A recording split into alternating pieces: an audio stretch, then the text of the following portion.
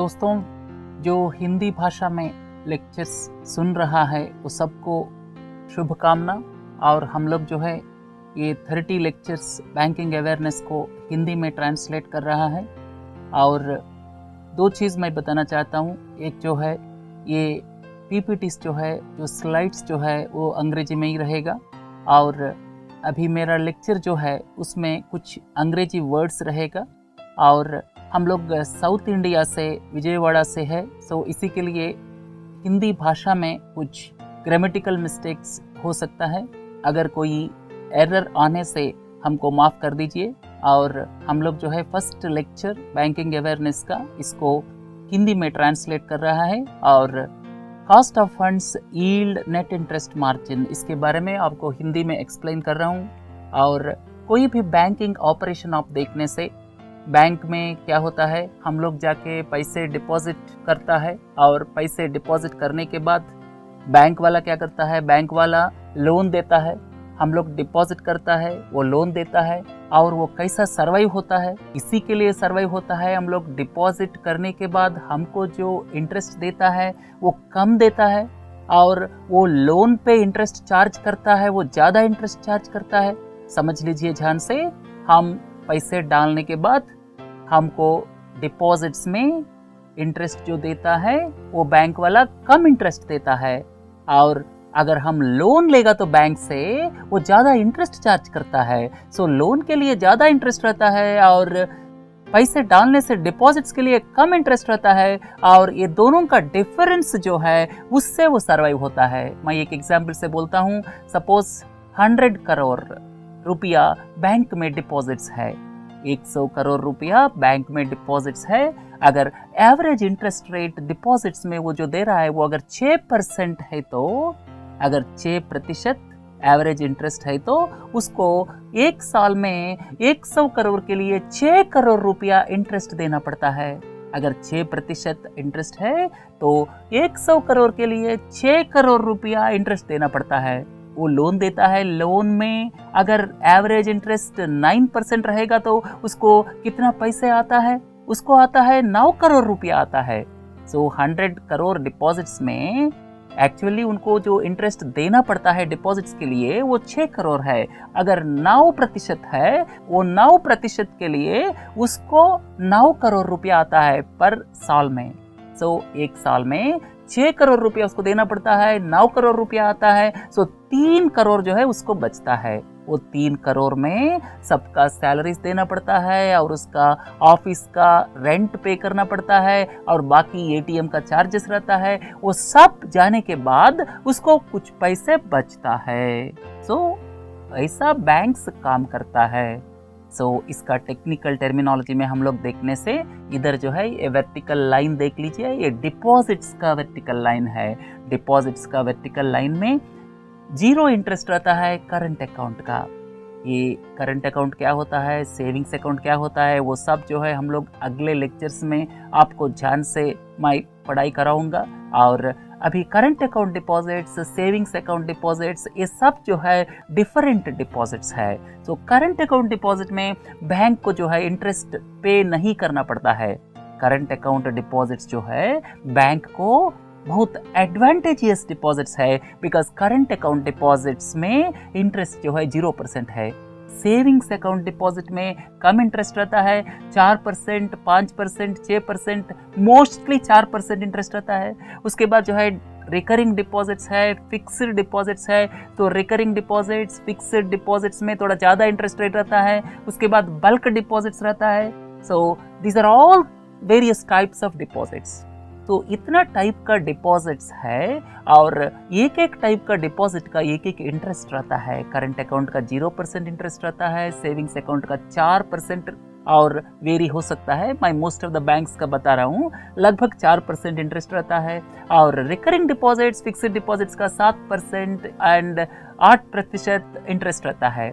And bulk deposits का थोड़ा ज़्यादा हो सकता है। और ये सब के बारे में हम लोग अगले लेक्चर में पूरा ध्यान से डिस्कस करेगा। और अभी जो है ये जो इंटरेस्ट, डिफरेंट इंटरेस्ट है, इसका एवरेज जो है वो कॉस्ट ऑफ फंड्स बोलता है। सो जितने टाइप्स का डिपॉजिट्स है इसका एवरेज जो है वो जो है कॉस्ट ऑफ फंड्स है। और दूसरी चीज़ आपको बताना चाहता हूँ, बैंक में डिपॉजिट्स को बैंकिंग पार्लेंस में लायबिलिटीज बोलता है। किसके लिए लायबिलिटीज बोलता है? इसके लिए लायबिलिटीज बोलता है बिकॉज ये बैंक में पैसे डालने के बाद बैंक वालों को हमको इंटरेस्ट देना पड़ता है, इसी के लिए उसको लायबिलिटीज बोलता है। तो बैंक में डिपॉजिट्स का टेक्निकल नाम है लायबिलिटीज, एंड एवरेज डिपॉजिट्स का जो इंटरेस्ट पे करता है उसको बोलता है कॉस्ट ऑफ फंड्स। तो ये टर्मिनोलॉजी ध्यान में रखिए। और इस लाइन को देख लीजिए, दिस इज दूसरा वर्टिकल लाइन है, ये जो है लोन्स एंड एडवांसेस का है। इसको जो है यील्ड बोलता है बैंकिंग पार्लेंस में, यील्ड और इनकम बोलता है। और जो लोन देता है बैंक को, वो लोन को जो है एसेट बोलता है। बैंक लोन को एसेट क्यों बोलता है? इसी के लिए बोलता है बिकॉज बैंक लोन देने के बाद उसको जो है इनकम आता है, बैंक्स को लोन पे इनकम आता है, इसी के लिए उसको एसेट्स बोलता है। और उसके जो इनकम आता है उसको जो है यील्ड और इनकम बोलता है। So various types of loans and advances में ये वर्टिकल लाइन में दिखाया, जो है हाउस लोन्स है, मॉर्टगेज लोन है, कॉर्पोरेट लोन्स है, पर्सनल लोन्स है। ये सब जो है डिफरेंट टाइप्स का लोन्स है जिसमें रिस्क ज़्यादा रहता है, उसका इंटरेस्ट रेट ज़्यादा रहता है। और ये डिफरेंट टाइप्स ऑफ लोन्स के बारे में हम लोग अगले लेक्चर्स में ठीक से पढ़ाई करेगा। और अभी जो है ब्रीफली आप लोग सुन लीजिए, ये जो house loans, mortgage loans, corporate loans, personal loans, ये डिफरेंट टाइप्स ऑफ लोन्स हैं। जहाँ रिस्क ज़्यादा रहता है वहाँ इंटरेस्ट रेट ज़्यादा रहता है, ध्यान से सुन लीजिए। सो हाउस लोन में रिस्क कम है, इसी के लिए इंटरेस्ट रेट कम है। पर्सनल लोन्स में इंटरेस्ट ज़्यादा है बिकॉज रिस्क ज़्यादा है। और क्रेडिट कार्ड एडवांसेस में इंटरेस्ट रेट और ज़्यादा है बिकॉज रिस्क और ज़्यादा है। एंड दूसरा चीज़ आप ये भी सुन लीजिए, जहाँ कोलैटरल सिक्योरिटी रहता है वहाँ इंटरेस्ट कम रहता है, जहाँ कोलैटरल सिक्योरिटी नहीं रहता है वहाँ जो है इंटरेस्ट ज़्यादा रहता है। हियर पर्सनल लोन्स में, क्रेडिट कार्ड लोन्स में आपको कोलैटरल सिक्योरिटी नहीं रहता है। आपको डाउट आ सकता है कोलैटरल सिक्योरिटी क्या होता है। आप अगर हाउस लोन ले लिया, हाउस जो है कोलैटरल है।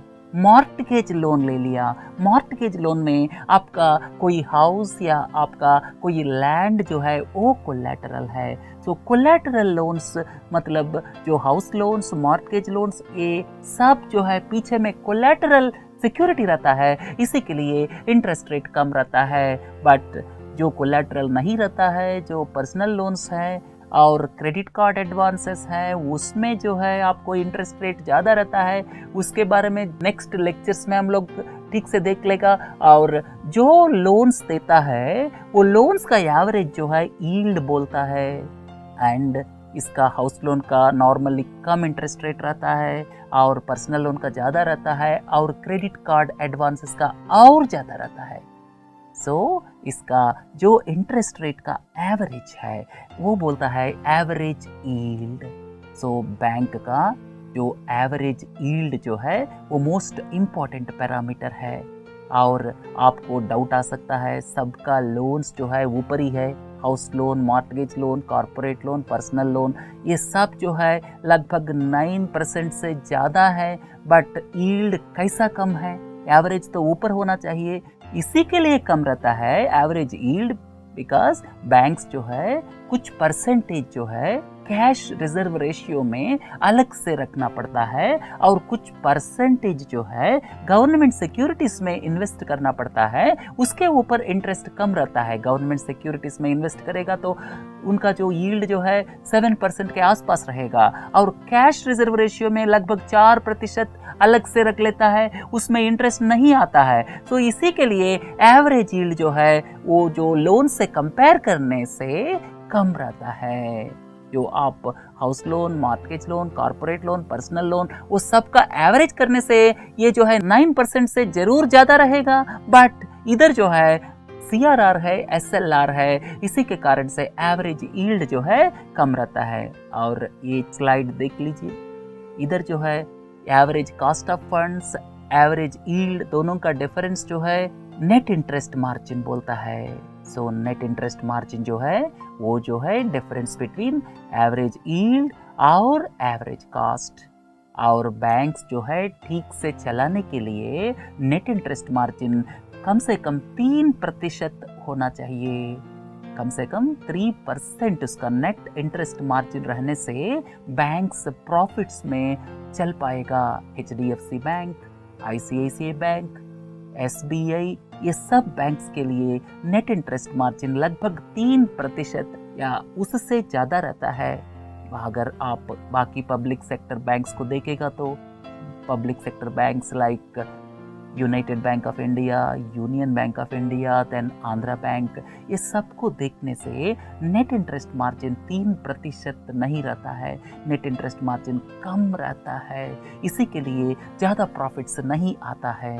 तो बैंक्स ठीक से चलाने के लिए नेट इंटरेस्ट मार्जिन कम से कम 3% होना जरूरी है। और कोई आपको पूछेगा तो NIM क्या होता है, नेट इंटरेस्ट मार्जिन, और लाइबिलिटीज क्या होता है, एसेट्स क्या होता है बैंकिंग सिस्टम में, वो ध्यान से माइंड में रख लीजिए। और नेट इंटरेस्ट मार्जिन, इस स्लाइड देख लीजिए, net interest margin most important parameter होता है बैंकिंग सिस्टम में। और नया जनरेशन का जो प्राइवेट सेक्टर बैंक्स है और SBI को जो है रेपुटेशन बहुत ज़्यादा रहता है। सो बहुत सारा गाँवों में SBI को रिजर्व बैंक का एजेंट मानता है। बहुत सारा गाँवों में SBI को जो है आदमी लोग समझता है वही रिजर्व बैंक है। इसी के लिए SBI का नेट इंटरेस्ट मार्जिन भी काफ़ी ज़्यादा रहता है। सो SBI, HDFC bank, ICICI bank, ये सब का जो है नेट इंटरेस्ट मार्जिन 3% से ज़्यादा रहता है। और बहुत सारा पब्लिक सेक्टर बैंक्स का नेट इंटरेस्ट मार्जिन 2.2 से 2.5, 2.6 के अंदर रहता है। और इसी के लिए वो प्रॉफिट में आगे नहीं रह पाता है। सो अभी फाइनली इसको कंक्लूड करने का पहले एक दो चीज़ ध्यान में रखेगा। एक जो है, आपको यील्ड को ज़्यादा बढ़ाने के लिए ज़्यादा कोशिश नहीं हो सकता है। यील्ड को बढ़ाने के लिए लोन्स का इंटरेस्ट को बढ़ाना पड़ेगा। लोन्स का इंटरेस्ट को बढ़ाने के लिए ज़्यादा स्कोप बैंक्स के पास नहीं रहता है। अगर कैनरा बैंक लोन्स का इंटरेस्ट रेट ज़्यादा करेगा तो आदमी लोग स्टेट बैंक में जाएगा, अगर स्टेट बैंक ज़्यादा करेगा तो बैंक ऑफ बड़ौदा में जाएगा। इसी के लिए बैंक्स को यील्ड को बढ़ाने के लिए ज़्यादा स्कोप नहीं रहता है, ओनली कॉस्ट ऑफ फंड्स को कम कर सकता है। कॉस्ट ऑफ फंड्स कम कैसा होगा, ज़्यादा करंट अकाउंट डिपॉजिट्स रहने से होगा। और इधर जो है लास्ट स्लाइड ये देख लीजिए, कॉस्ट ऑफ फंड्स को जो है सबसे मिनिमम रखना बैंक्स को जरूरी है। और इधर पब्लिक सेक्टर बैंक्स का चैलेंजेस क्या है मैं दिया हूँ, ये ध्यान से देख लीजिए। एक जो है करंट अकाउंट डिपॉजिट्स को ज़्यादा से ज़्यादा पब्लिक सेक्टर बैंक्स अट्रैक्ट नहीं कर पा रहा है। करंट अकाउंट डिपॉजिट्स कौन डालता है, करंट अकाउंट डिपॉजिट्स कौन मेंटेन करता है, current account deposits businessman maintain करता है। बिजनेसमैन अगर current account deposit public sector bank में ओपन करना है तो बिजनेसमैन को हॉस्पिटैलिटी देना है, नमस्कार बोलना है, बिजनेसमैन को अच्छे तरह से देखना है। वो जो है प्राइवेट सेक्टर बैंक्स करता है, पब्लिक सेक्टर बैंक्स नहीं कर पाता है। इसी के लिए करंट अकाउंट डिपॉजिट्स ज़्यादा प्राइवेट सेक्टर बैंक्स में जाता है और SBI में भी जाता है। बट बाकी पब्लिक सेक्टर बैंक्स में करंट अकाउंट डिपॉजिट्स कम रहता है। इसी के लिए वो लोग कॉस्ट ऑफ फंड्स को कम नहीं कर पाता है।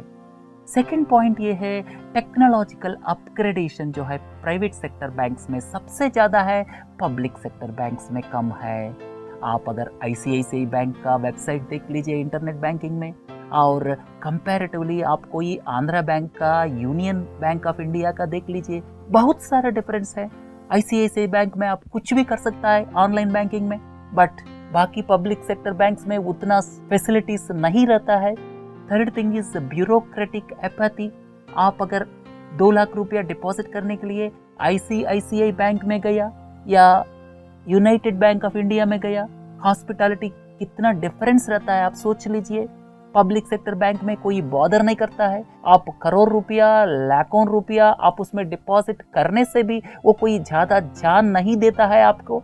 बट अगर आप प्राइवेट सेक्टर बैंक में जाएगा तो वो लोग अच्छे से रिसीव करता है, आपको वीआईपी तरह ट्रीट करता है। इसी के लिए जो है हाई एंड कस्टमर्स जो है प्राइवेट सेक्टर बैंक में जाने के लिए इच्छा करता है। और हाई नॉन परफॉर्मिंग एसेट्स जो लोन देता है उसके बाद अगर वो बोरोवर जो है पेमेंट नहीं कर पा रहा है वो नॉन परफॉर्मिंग एसेट बन जाता है। सो हाई नॉन परफॉर्मिंग एसेट्स जो है पब्लिक सेक्टर बैंक्स में ज़्यादा है। पॉलिटिकल इंटरफियरेंस भी कुछ रीज़न हो सकता है इसके लिए। और लैगिंग ऑफ पर्सनलाइज्ड सर्विस, मैं आपको पहले ही बताया, पर्सनलाइज्ड सर्विस मीन्स आप अगर बैंक में जाएगा तो आपको जान से देख लेता है प्राइवेट सेक्टर बैंक वाला, पब्लिक सेक्टर बैंक वाला नहीं देख पाता है। इसी के लिए जो है पब्लिक सेक्टर बैंक्स जो है प्रॉब्लम्स में है।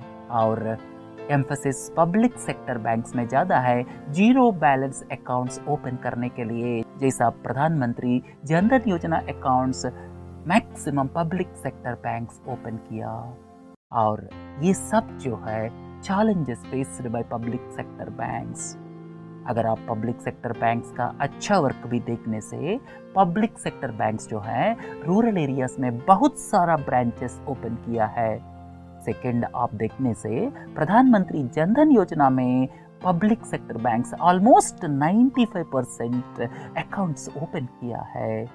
आप अगर एग्रीकल्चर लोन्स भी देखेगा तो हमारा पूर फार्मर के लिए maximum loans public sector banks ने दिया है। और पब्लिक सेक्टर बैंक्स जो है मिनिमम डिपॉजिट 500 रुपया में भी अकाउंट ओपन करता है। अगर आप आईसीआईसीआई बैंक, एचडीएफसी बैंक देखने से इवन इन रूरल एरियाज में भी मिनिमम बैलेंस 2000 के लिए वो लोग मांगता है।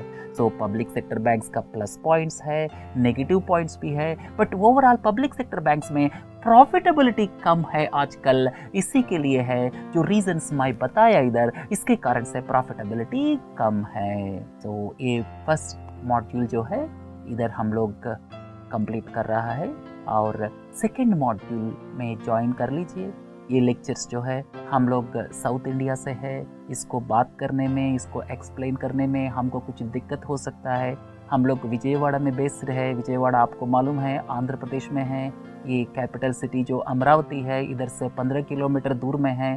सो विजयवाड़ा से आपको हिंदी में इसको लेक्चर देने के लिए हमको लैंग्वेज के कारण से थोड़ा सा दिक्कत हो सकता है। हम लोग जो है उसको in due course of time आगे वाले दिनों में हम ओवरकम करेगा। सो आप जो है इसको अगर कोई मिस्टेक्स भी होगा लैंग्वेज में, इसी के लिए आप लोग जो है इसको जान में हमको अंडरस्टैंड कर लीजिए। सो इससे फर्स्ट लेक्चर को हम लोग समाप्त कर रहा है। सेकेंड लेक्चर में आप ज्वाइन कर लीजिए, उसमें जो है हम लोग डिफरेंट टाइप्स ऑफ अकाउंट्स का डिस्कस करेगा।